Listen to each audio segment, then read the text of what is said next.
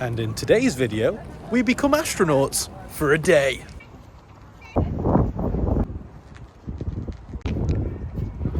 That's quite a cool entrance if I do say so myself.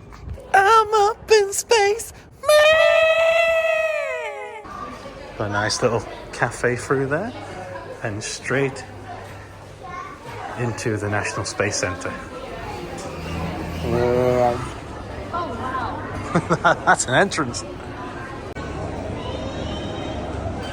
Right, our slot time is right bang on inside the planetarium, so we go straight in the attraction and straight in the planetarium.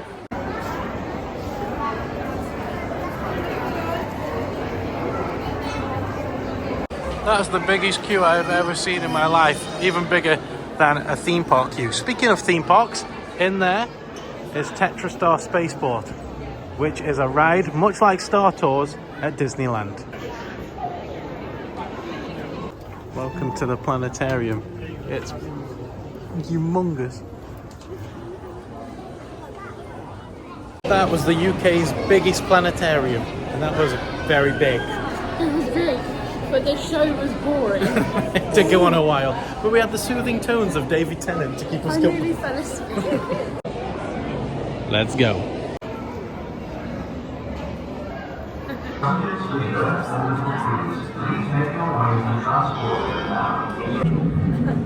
It's a 25-minute experience, so our journey has only just begun.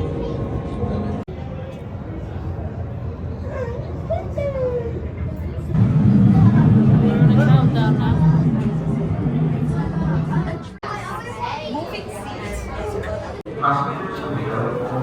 We're going in, we're going in.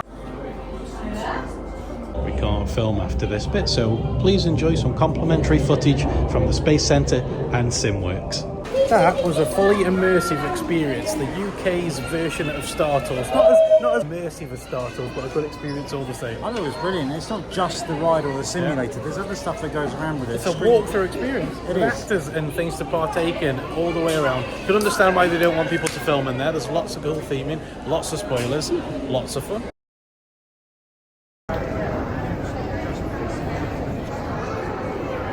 Now that's cool. Matt Damon actually wore that in The Martian. That's awesome. Buzz Aldrin wore this garment during training for the Apollo 11 mission. And the first British European Space Agency astronaut, Tim Peake, wore this very spacesuit as he launched to the International Space Station in 2015. A full-size mock-up of the Columbus module of the International Space Station.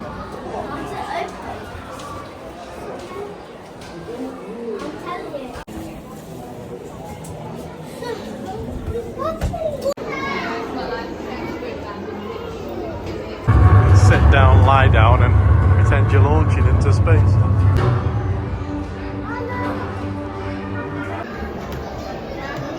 I love how it's all split into sections, that's quite cool. Someone told me this attraction was small. It is not small in the slightest. There's plenty of activities for families to do and lots for the older folks to read. I love reading.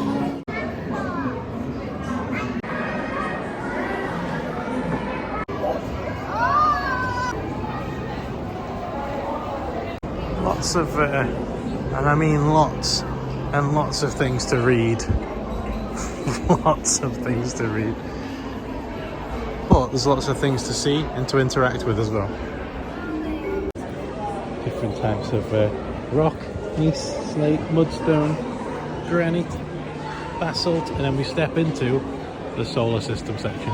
Lots of these screen interactive little walk-through stand-in cinemas. Domes, lots of them. Home planet. Interactive floor. Just keeps on going. A lunar module design. A Buzz Aldrin signed quarantine menu used during the crew of Apollo 11's stay in quarantine at the Lunar Receiving Laboratory. A NARM spacesuit prototype. It looks like an alien who's in it. Yeah, they've got more. Wow.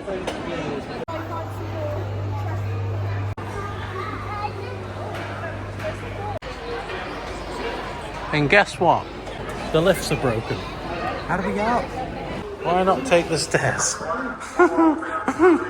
42 meters of them. A few moments later.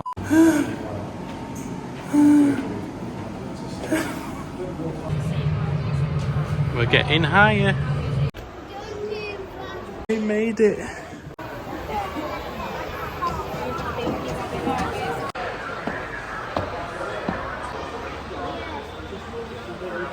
That was the National Space Centre.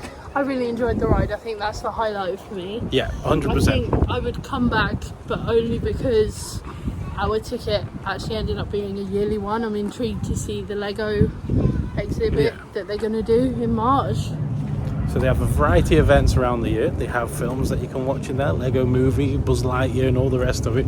But the ride was the highlight for me. Too much reading for my little eyes and my tiny brain. It's very interactive though. But a very cool experience all the same. And on that note, I'll see you in the next one. Bye.